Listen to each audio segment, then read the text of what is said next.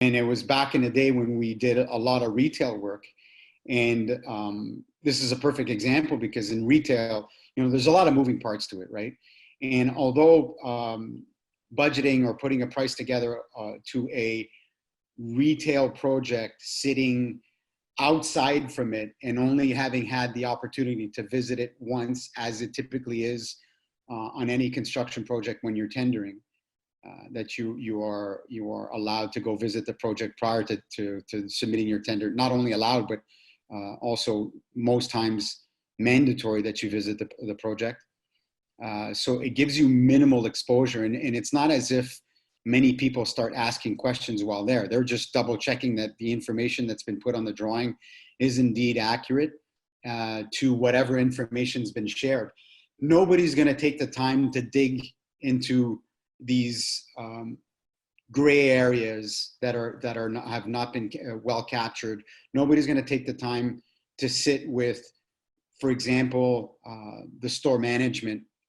It could be just the store manager, him or herself, or the management team, or also double back and ask the head office, in this case, some management questions on how the store operates, and if there's any pain points that need to be known in order to avoid. Some of them are quite obvious, because the more you work in a certain industry, the more you get to understand what are the common ones that you need to understand.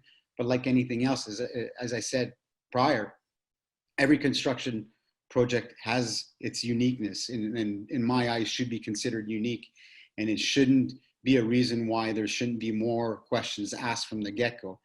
But as an example, this retail project, we got there and we found out that there was a lot of deliveries that we couldn't be accepting on certain hours, which ended up being blocked off most of the day.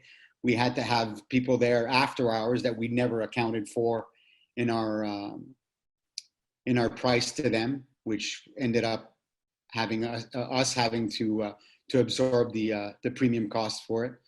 Although some additional costs were in fact brought up with the client to try and see if there could not be any cooperation. More often than not, when you get into a tendered situation, which I'd love to dive into just the tendering a little bit later on. But most of these tender projects, once you've submitted your bid, it's a lump sum. There's really not much else that you can go back on, unless it's major changes into the drawings that weren't clear and that are easily or relatively easily defended. Whatever price you've submitted is what you got to remain committed to.